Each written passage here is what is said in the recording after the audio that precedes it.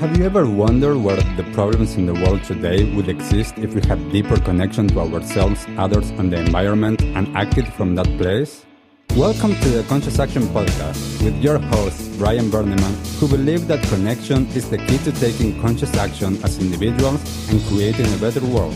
We are here to raise awareness and inspire meaningful action by sharing stories, knowledge, and conversations with thought leaders and change makers. From sustainability to well-being and everything related to conscious living, our mission is to empower you to be the change that you want to see in the world. Welcome everyone to a new episode of the Conscious Action Podcast. I am Brian Berneman, your host, and I have the pleasure to be joined all the way from Minnesota by Carly Puch. Thank you so much, Carly, for taking the time to be here, for having another conversation with me. I think that we've been having so many conversations on your podcast, just in general, but now I get to host you here. So for everyone that is watching and listening to us, what can you share about you? Who is Carly? Thank you for having me on your podcast, Brian. We were chatting beforehand. I was like, I think we could probably talk about things for quite a while. So I appreciate getting another chance to chat with you. Who is Carly? What a question. Well, I can start with what I do in the world and kind of maybe how I got to that place, which I don't always want to start there, right? I think you challenged that idea a little bit when you were on my podcast about, well, what the work I do is not all that I am. So I've been thinking about that a lot because of you, just so you know. But I will start there because I think it's important and relevant and really does get the conversation going on why I am here talking to you today. So I work as a content creator and a podcast host and a podcast producer. I work on other podcasts as well. The podcast is called Consciously Clueless. Should probably throw that in there. And the focus of that is vegan living and mindfulness and sustainability as well, in terms of how a healthier you can help people create a healthier planet and will help you create a healthier planet. And all of the work I do is trying to come from that place because that's the place I have found myself that feels the most authentic and that feels like I get to show up in a way that is exciting, is being mindful, is living a vegan life, and it's also having fun, right? I just always want to add that because I think sometimes when we talk about these things, it seems so serious, like, because they're serious topics at times too, like mental health and practicing mindfulness for that and vegan living and taking care of the planet, but also doing it from a place of joy as well.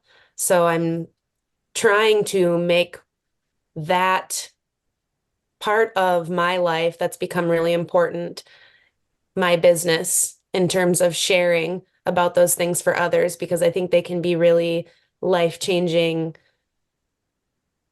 acts we can take to live a more conscious life. And so that's the work I do and kind of how I got there. I also am a yoga instructor.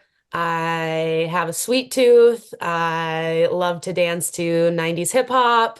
There's also a lot of parts of me that create this being, but in terms of the work I do and how I try and show up in the world, that's a little bit of an intro.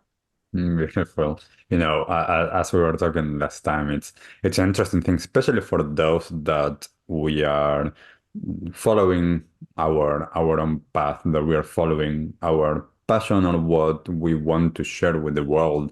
There is an element of, well, this is who I am. Like what we are sharing is who I am. Of course, it's not all of it as we talk, but there is an element that, perhaps it's different from someone that they might not be doing what they want to be doing in Right. terms of work. And that is like, okay, yes, that's what I do. But there is this element for me of like, okay, there's this huge being that we are and we have all of these parts. And a big part of it is what you do. So as you're sharing this, Carly, like, could you share with all of us, like, how did you get into this? Like, was this part of your life since you were born?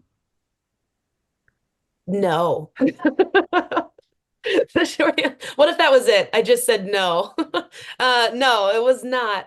And there were certainly elements. I think we can all kind of think back to these moments that become the threads that make sense for how we got here in hindsight. I grew up in northern Minnesota in the United States and in the woods in northern Minnesota. So when I was growing up in my small town, if we were bored or had nothing to do, we went and played outside. We went swimming, we went fishing and hunting, and anything that was being outside was just because there's nothing, quote unquote, else to do.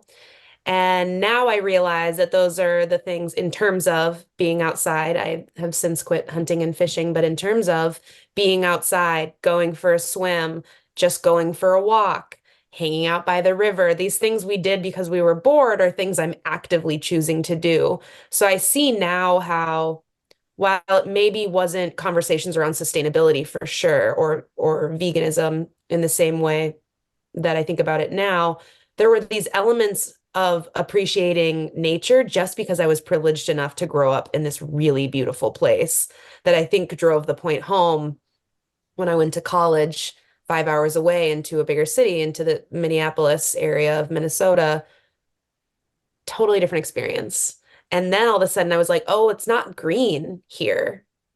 And didn't realize how important that was until leaving the space. And so in college, I studied sociology and women's studies and felt like I was finally starting to get language for the things that I saw in the world but couldn't explain yet. And I totally had that like college awakening of like, I'm an activist. I'm gonna change the world. I am educated. Like, watch me go. And so I think some of the work that I do now really did stem from that place of just learning about systems of oppression, learning about these things that I didn't have the language for, and or I was privileged enough to not have to think about. And so I think there was definitely some foundation laid there, and continuing on with education and then choosing my own paths of education became it became a space I wanted to be in, but I didn't know what to do with. I got a master's degree, and the more I did education, I value it so much, but I was also like, am I able to do the work in this space that I want to do? And for me, I just realized that I couldn't do that work in that space. And I worked as an advocate for survivors of sexual assault and dating violence for a few years. That's what I got my master's in.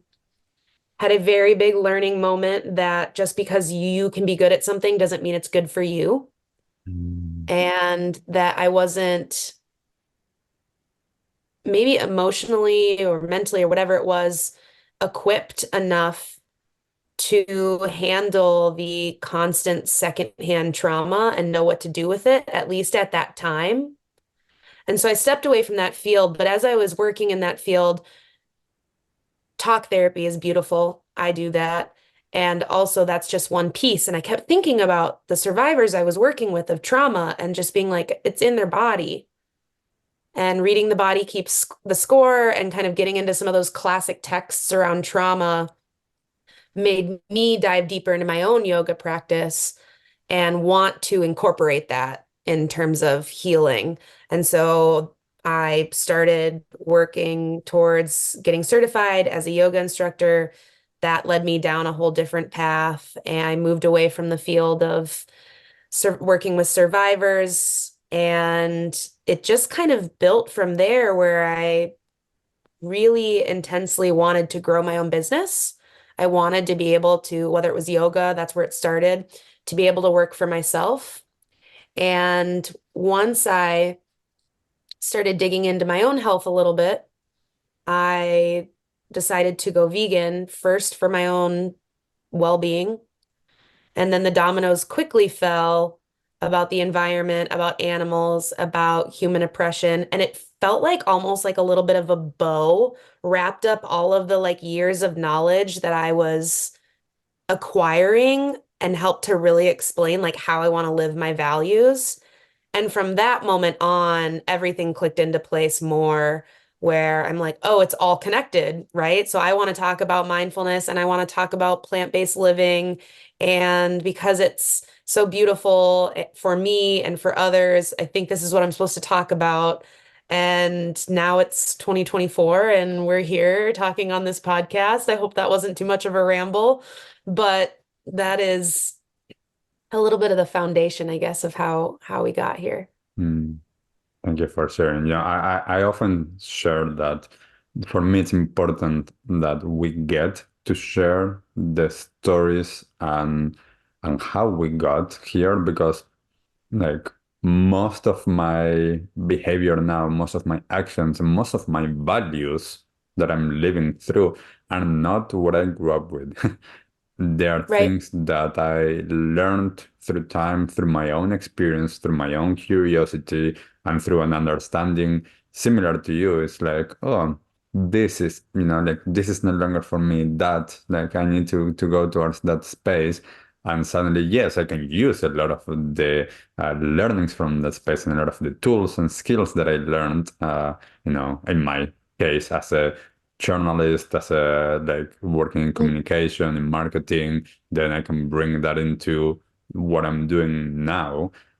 There's this element of being able to understand that there is learnings and there are changes, and that's natural. And that is one of the reasons, and I know that we have talked about this. This is one of the reasons why we're all different as well. And right. how can we relate to each other from that place of understanding that?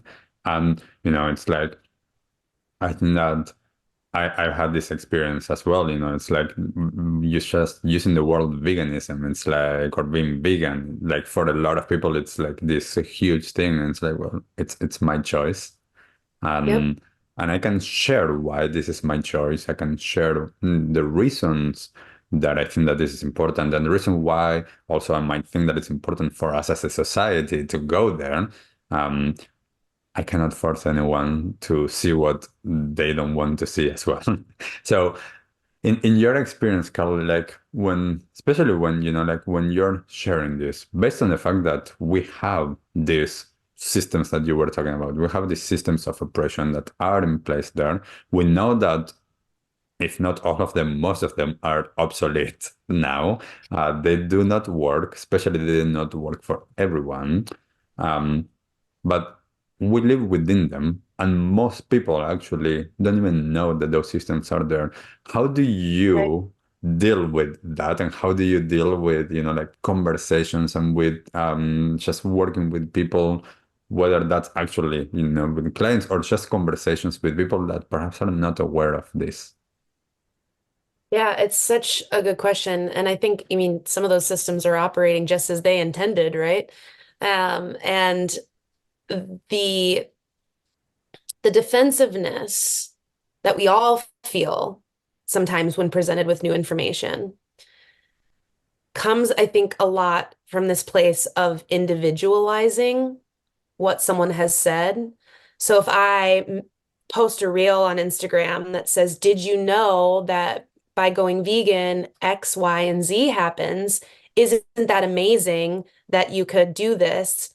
And people are like, stop telling me what to do, right? Or it's always been done this way. Or these kind of like knee-jerk reactions that I think come from this place where what I'm thinking or what I'm trying to say is like, hey, there's this amazing thing that's valuable to me, and maybe it'll be valuable to you. And what sometimes people then hear is, I'm the worst. You're telling me I'm a shitty person because what I'm doing is wrong. So why do I want to listen to you or be open to that? And so sometimes, as much as I want to be angry, I am angry at times. And I think that anger is valid. And I'm learning to hold space for that more without trying to stifle that. But what am I using that anger for? Where is it going? Instead of yelling at people, can it be into learning how to effectively talk about things? Because just as I don't want to be yelled at by someone about something I didn't know, other people don't either. And I think that we talk about like an angry vegan phase or an angry vegan stereotype. I think that comes up. And there's so much validity to that. The reaction you have when you learn any new information that is scary or that pulls the rug out from underneath you about your worldview. Like it's so valid to be upset when you learn about the animal agriculture industry. But I've, in the last few years, had to be more patient and keep reminding myself that I didn't do this overnight. I wasn't born this way. I gathered information throughout my life and sat with it until the point I was ready. And so if that's my journey, I had to get to a point where, you know, you look outside yourself, because apparently that's sometimes helpful, and it will see what other people are feeling and how they are hearing you. And not that I was ever really yelling at people so much as I was like, especially the people in your life that you, from a health standpoint, sometimes I think it's hard to be like, oh, I just want you to listen. All the things you're complaining about could be better. And that is sometimes so frustrating and so hard. But, you know, coming back to that place of remembering everyone's on their own journey and being patient, not with people who are necessarily being rude or trolling you or but people that genuinely have questions. I had a conversation on in the comments on an Instagram mural yesterday with someone who said, "Oh, I totally agree that the animal agriculture industry is really damaging. But what if it was more ethical? Like, what if there was a middle ground?" And this person and I went back and forth really nicely, and he said, "Thanks for talking to me. It's so nice to be able to talk to someone and hear." And not have someone upset it. And I was really like, wow, yeah, those are moments that like maybe really, really will matter in the long run.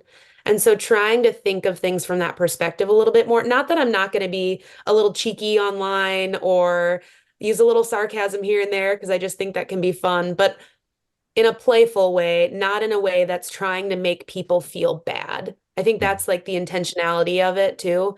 And sometimes intentions don't matter. How it lands is how it lands. But am I trying to make someone feel shitty for their decisions? Or am I trying to share information that was valuable to me that I Hmm. think can be valuable to others? Like those two intentions are going to produce different results.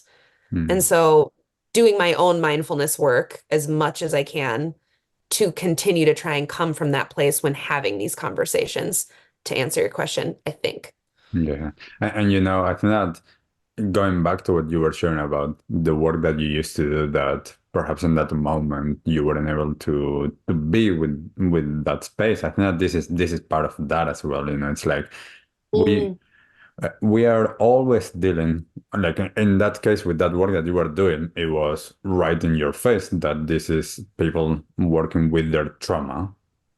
We are yep, all working with our trauma every single day.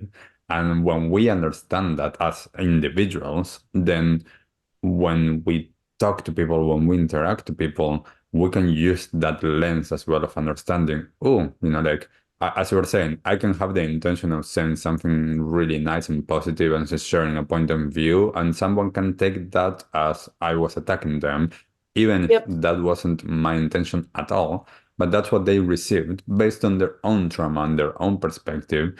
And this is one of the things that it's like, well, I can't control everything. You can control everything. We can have spaces of conversations. We can have those understandings that, oh, okay, somehow a button was pushed there and triggered something in that person. Because not only we have that trauma, like talking about those systems of oppression, we have internalized them a lot of times as mm, this is how these things, like this is yep, reality. And we don't question, because questioning things, like, it takes a lot of ownership and responsibility, and it's like, oh, now I'm going to have to be the one that is different because everybody else is actually around me potentially just doing that, like growing right. up in Argentina, just like many countries, meat and dairy, it's like that's the typical thing. So when Yep. someone decides to do something different, it's like you are the one that is being different. Everybody else is staying in that comfort zone, even if it's completely unconscious that they are staying there. And a lot of times I think that there's certain things that um, touch some of these buttons a little bit more than others. As for example, um, if you share content around mindfulness or yoga, do people have similar reactions at all? No, not very. I don't think I've ever gotten any pushback from yoga or mindfulness in the same way that people get upset when the word vegan comes out. Because a lot of times, even if mindfulness or yoga invites people to change their actions or change their habits, there is uh, like I think that there's no perception that like people that do these things are trying to get you to like to change your behavior. That is what Yeah. you do every single day and stuff like that, even though that's what we are actually inviting people to change their behavior every single day, Mhm. but somehow it's not received in the same way. So yeah, it's always an interesting thing, but for me, like what you're saying, it's so as well important for the ones that we are sharing things to learn from the experiences of others and how people are, engaging with what we are sharing. Because, that's how, if we, through what we share, we want to create a change in the world, then that's, we need to understand that connection. And I want to go into this space, Carly, for you to share a little bit more your perspective on this. How is your actions actually having an impact in the world? This is something that also comes up for people, I think, when you talk about, specifically when you talk about the environment in general, with veganism as a part of it or not, there's a lot of kind of like, well, it's these 10 companies doing the most polluting, which is not a lie. That's not like a myth I'm here to bust. But then there is that kind of like, so why try intention then that comes with that, or that the notion that comes with that, I guess, that kind of, yeah, so what the hell does it matter? And I get it. I get that feeling, but what a what a terrible mindset to hang on to think that you have no way to influence the world. Like how hopeless does that feel? And so I think there is part of me that I think there's just sheer stubbornness that I refuse to believe I can't have an impact. There's probably a little bit of that there. But the more I've learned, and one thing that helped me was my education with this, and it's, you don't need to go to college to learn this. It's a lot of what I was reading and scholars' work that I was being introduced to of these social justice advocates for decades that started movements that completely rippled social change throughout, whether it's the US, other places around the world, because enough people got pissed off enough to say, I've got to do something here. Not that you have to be pissed to make change, but you know what I mean? Probably a little bit of that is there. And so I just think back to that kind of like, what's the alternative? Is it living in a mindset that makes me feel like nothing matters and I've given up? Or is it living in a mindset where I get to continue to try and learn to say, how can I make the most impact? Not how I can do everything, because that's where I started, was how can I be a perfect sustainability advocate and a perfect vegan and a perfect yogi and do everything perfectly. And that's not sustainable and not fun, it turns out. So not doing it perfectly, but how can I find big ways to make an impact? Because if I think, I know it sounds so cheesy, but it kind of does come back to this like, well, what if everyone thought that? What if all 8 billion of us were like, who gives a shit? There's just, the reality of that doesn't make any sense. So yeah, there are big systematic problems to target. Is my reusable tote going to save the world alone? No, it's not. It's one piece. And there's all the things we can talk about, like the economy and driving the market and capitalism and voting with your dollar and all that stuff is important too. But I think a lot of it is keeping your mindset there, like orientating yourself to a more conscious lifestyle yourself is, I mean, it's kind of like putting your money where your mouth is, right? Like if you believe this is the world we should have, then why not try it on for size now? Mm. I don't, Yeah. even when I'm kind of in a dark moment of like, why does this matter? What are we doing? This is so much. The alternative that I never have a good enough answer to is why should I give up? Like I never really have a good answer. Mm.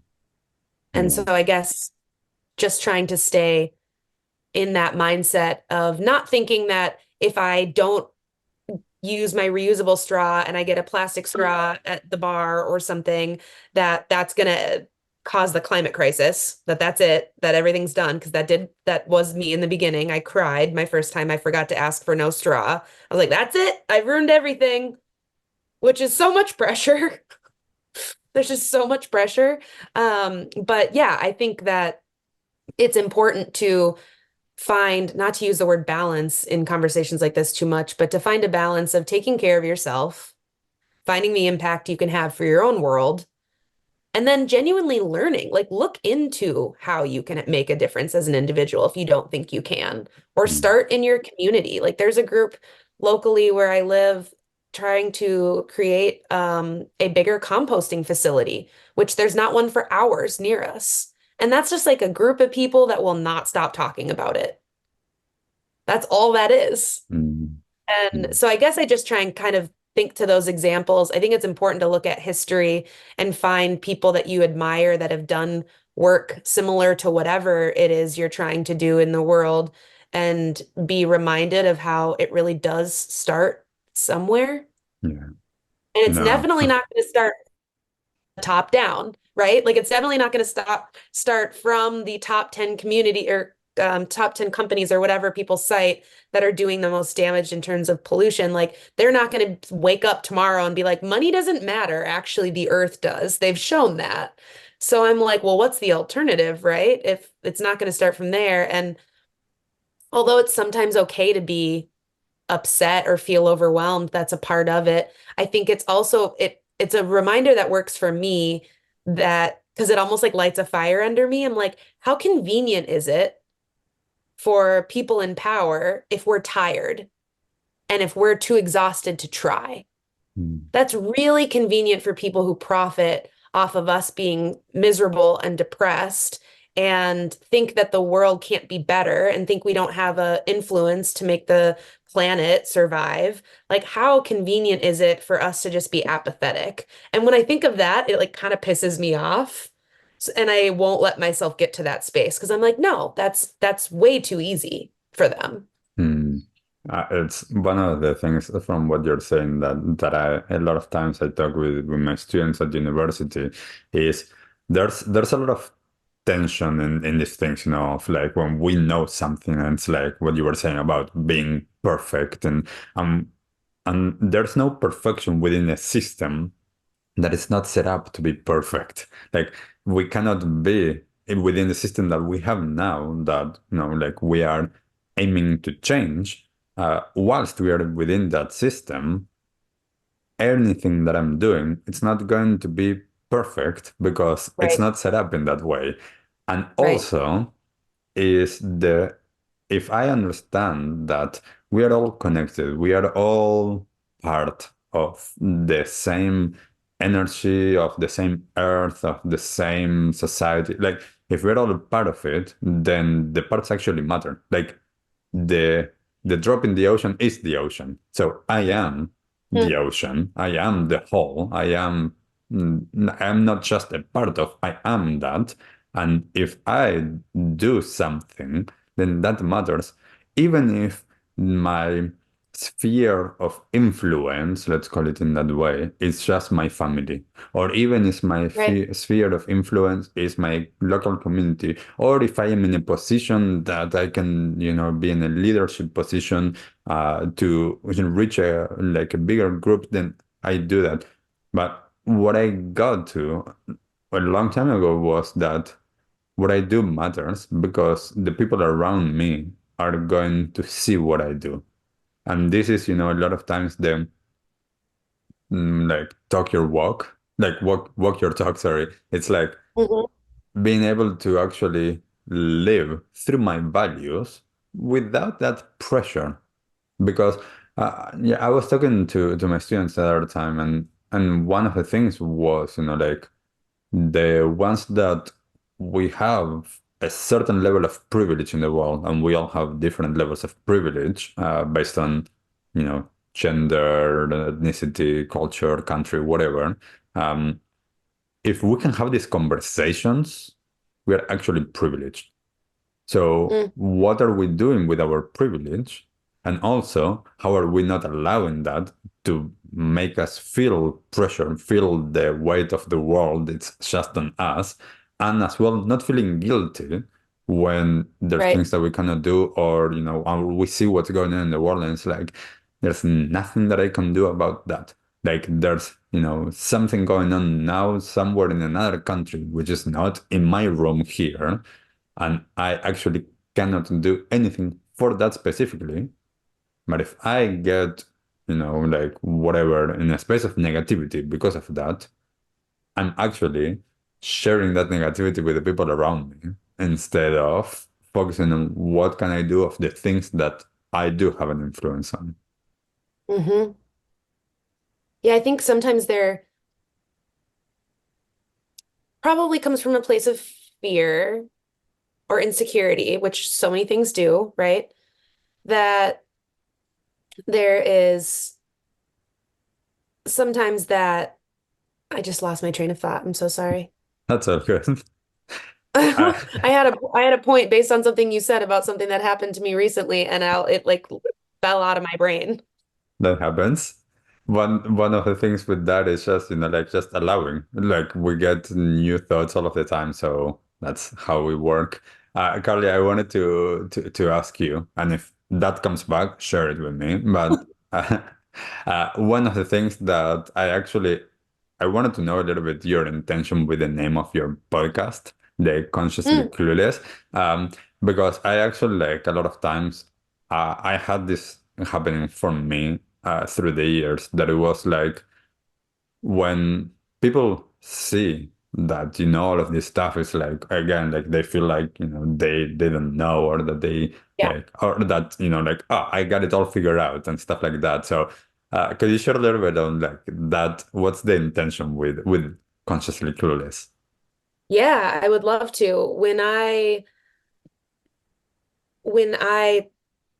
was thinking of starting a podcast, it was because I was diving into this world of veganism and sustainability, and there's a lot of great people already talking about that work, but I did feel in some of the spaces, and many of the spaces I found myself are online, and this has changed rapidly in the last few years, but it did feel like a lot of the spaces pushed that idea of perfection.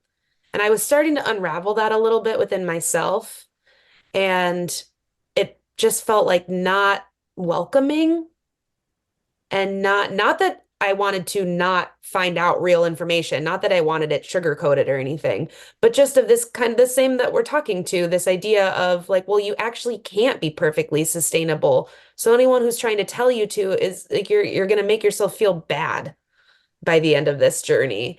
And so I thought I want to learn about how to live more consciously. It's this word that came up for me again and again was like conscious actions and conscious intentions and how to do that. But I'm also like fully aware that, I mean, I'm still learning. Thank gosh.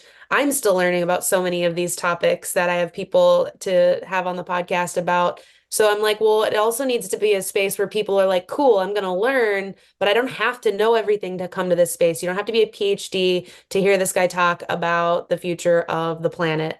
And so the idea of clueless came up, and I love a good alliteration. I will admit, I was already consciously Carly on social media. I had gone through a couple of names and had landed there.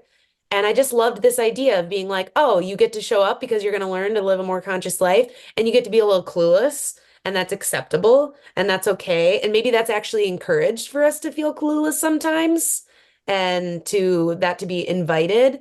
And so I wanted to create a space that allowed for that kind of fluctuation and that spectrum of knowledge. Hmm. I love that because, I think that for one of the things is like, again, people can perceive whatever they perceive, but we're always learning. We're always Mhm. changing. We're always evolving. Uh, I know that I know nothing. Like of all the things that I could know, I know this, like almost nothing. Yet I know that for me in the past, with the level of knowledge that I had, what I know now is huge. And Right. therefore, if there's people that were like me, the information that I share is going to be really Yeah. important and there's going to be a lot of learning. And at the same time, it's like I am learning.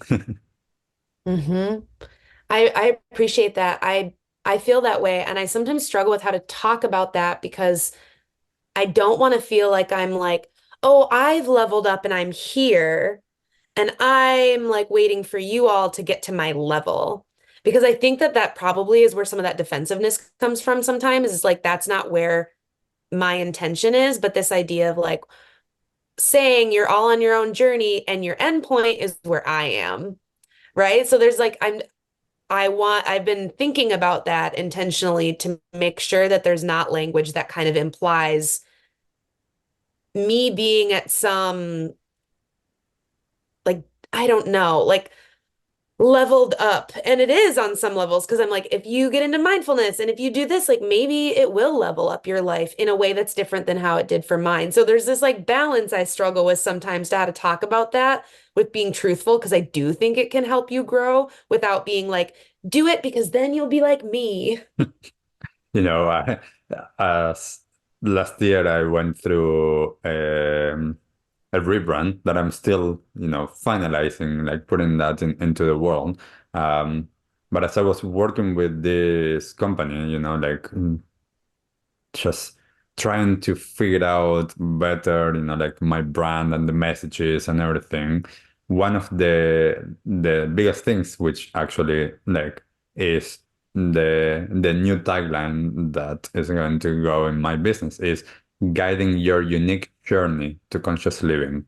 And for me, that was so important because it is not like a guiding you to come, as you're saying, towards where I Yeah. am. It's like to your unique journey because we're all different. And yes, some of these things that I have learned might be the right ones to take you to your next level or the next evolution of you, but it's you, it's not me.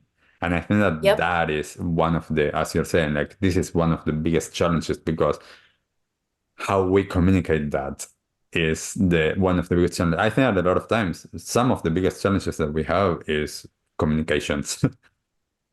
I couldn't agree more in every relationship. Like, I like it's it's interesting. I through the years I had to learn a lot around, the different spaces that I work at and how do I communicate. And I was like learning, oh, when I share this, like when I work with a business and I say this isn't landing at all. Or when I talk mhm. to my students at university, it's very different than when I talk to the people that come to my workshops or my retreats and that are super open to spirituality or Right. mindfulness.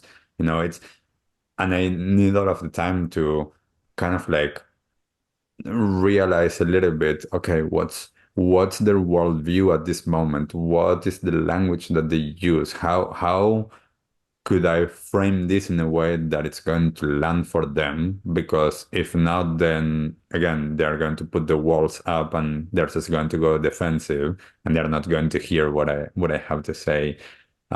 Yeah, I think a lot of times this is a challenge. So what do you know in terms of that communications, like that has helped you so that perhaps others, if they are into sustainability, veganism, or mindfulness, that they can share with the people in their lives if they are having struggles, like sharing what they have learned.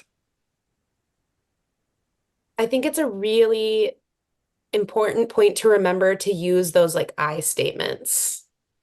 And I mean, it's a technique you might hear about if you're talking with someone and having to have a hard conversation. And this is how I feel about something. But I think it's really important to do that in this context, especially with things that have been deemed like hard to talk about or potentially political, like earth related content is sometimes seen, or any of that, is to start with the like, this is why I care.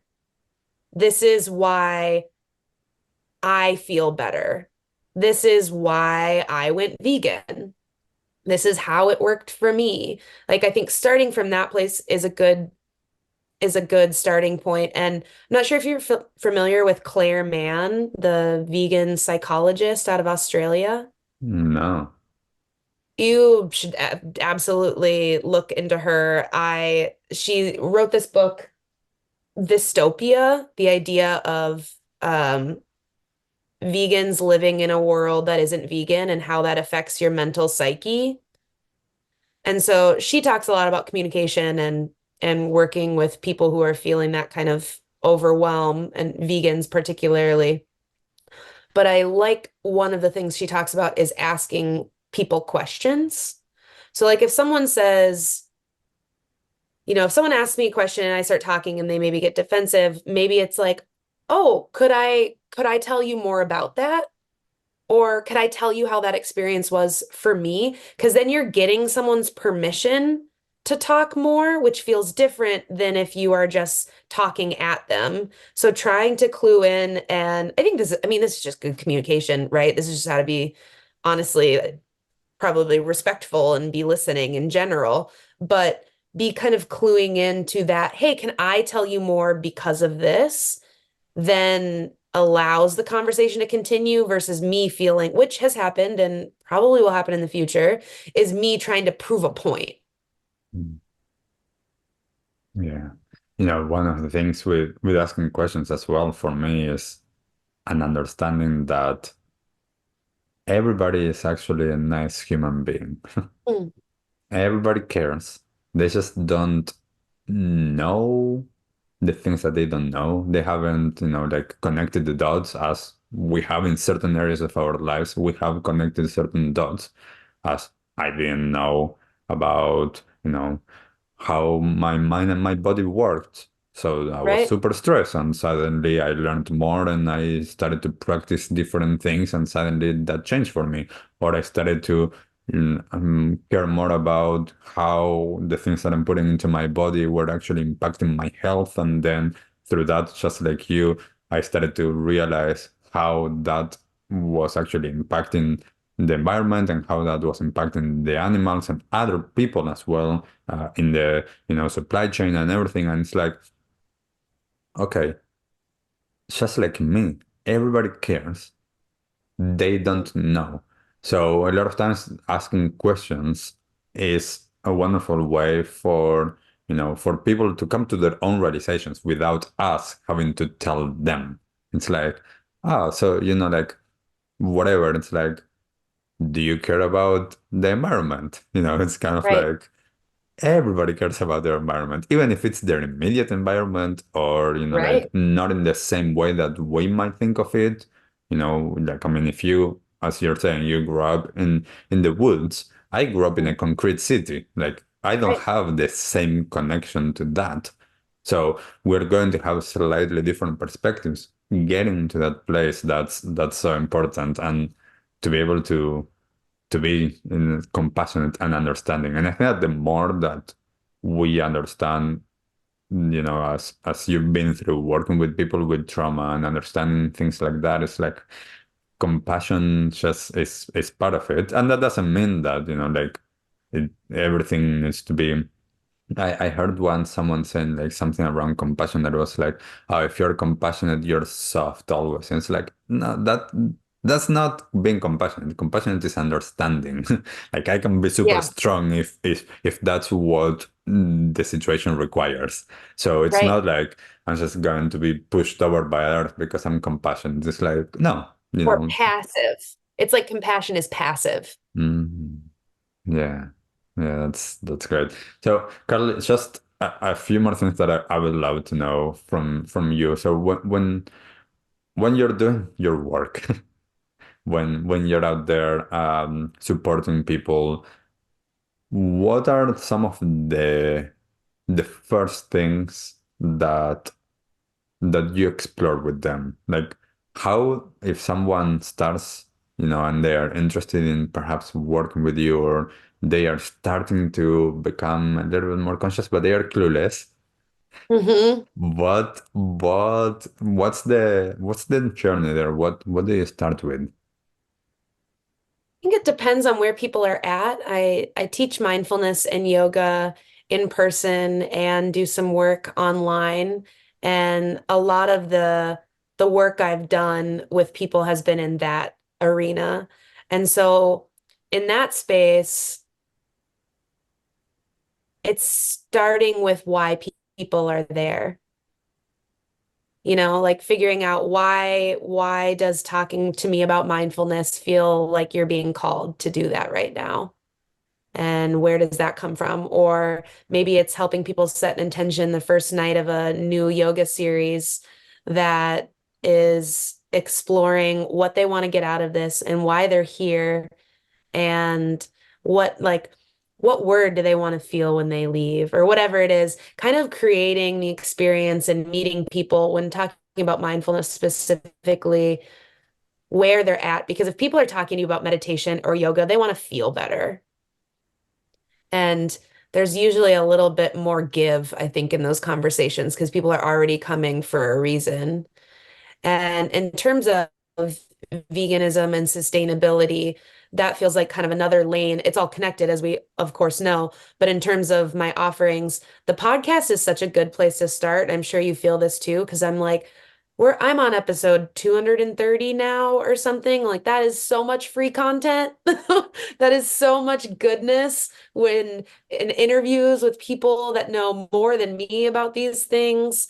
And so in terms of kind of where to start with what I offer, I love that. I love connecting with people on Instagram as a content creator that shares about mindfulness and veganism, that if that is something you enjoy, that we can connect there as well. I have some online resources to further people's mindfulness practices, and I started a Patreon account years ago, right when I started my podcast, and it has ebbed and flowed into so many different things of what that looks like.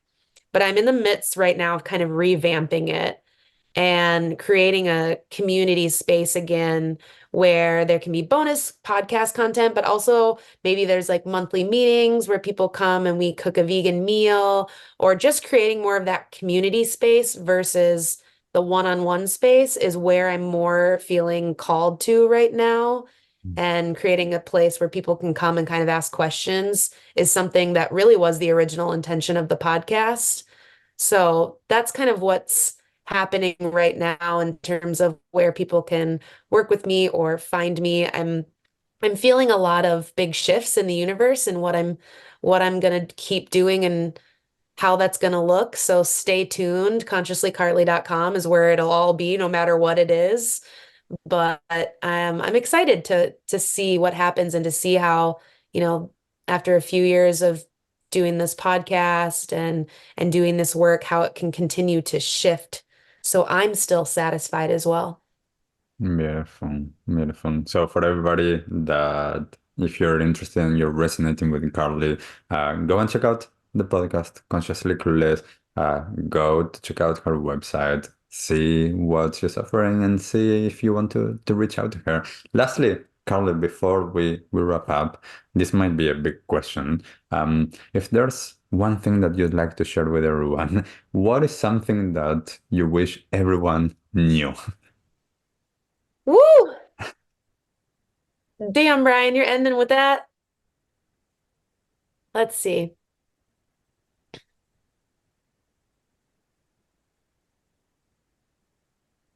This might have been a different answer if you asked me yesterday or if you asked me tomorrow. But what's coming to mind is that you have everything you need to be a complete human inside of you already. And I want to be intentional with that because I am also saying that from someone who has all my external resources met. So I'm not talking from a practical standpoint of like, you have everything you need and don't ask for more. Like you should ask for housing and food, right?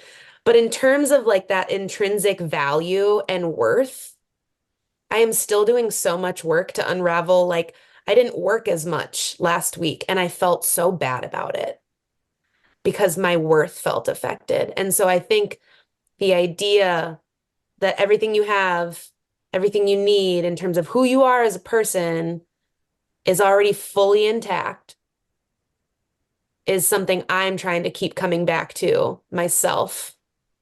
And so that's kind of what's top of mind that I hope other people think about too.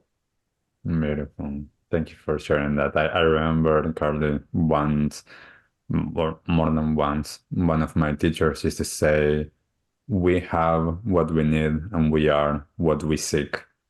And Mm, and part of that, a lot of times it's that realization of like we might not be experiencing the fullness of our worthiness.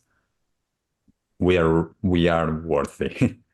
So, yeah, I mean, this is, working with trauma or working with removing the layers in there. It's like getting back to what's already there, not something that we need to gain from outside. And yes, as you're saying, in the meantime, we need to actually meet our needs with the things outside. So we need to realize how we do that. So beautiful sharing. Thank you for that. Glad to share it. Not like glad that I asked you on this day, so that came through. Well, thank you for asking. Yeah, I haven't really shared that as much, so I'm glad you asked. Beautiful. Thank you. And thank you, Carly, for taking the time to be here. Thank you for all of the work that you're doing. Thank you for being you. And thank you for putting up all of the content that you're putting into the world. And, whoever is meant to hear it, whoever is meant to share it, that's, like why a lot of times we do the things that we do so that it lands for someone. So thank you once again. And yeah, looking forward to more conversations with you. Yeah, thank you so much, Brian. I really do hope we continue to find ways to connect and collaborate because I thoroughly enjoy having these conversations. Beautiful. Thank you, Carly. And thank you everyone for listening or watching this episode. And we'll see you all in the next episode. Let us know in the comments what you learned, what did you hear, what was interesting, what wasn't interesting for you. Whatever you're finding this, let us know. But we'll see you all on the next time. Bye. Bye. What did you like the most about this episode? Take a moment to think about what change you can make in your life today. Share your conscious action on social media using #ConsciousAction and tagging @ConsciousActionNZ so we can celebrate your impact on the world and create a ripple effect.